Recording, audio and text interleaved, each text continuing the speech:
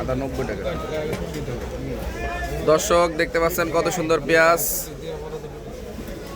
আর আজকে কিন্তু পেঁয়াজের বাজার বেশি। পেঁয়াজ কিন্তু বিক্রি করা হচ্ছে আজকে 34 টাকা কেজি।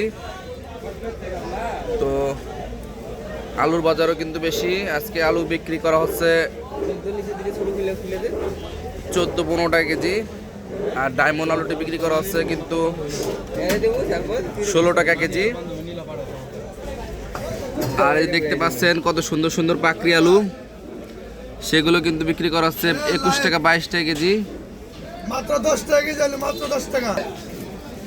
স্টিক আলু কিন্তু বিক্রি করা হচ্ছে 14 টাকা কেজি। আর ডায়মন্ড আলু বিক্রি করা হচ্ছে 16 টাকা কেজি।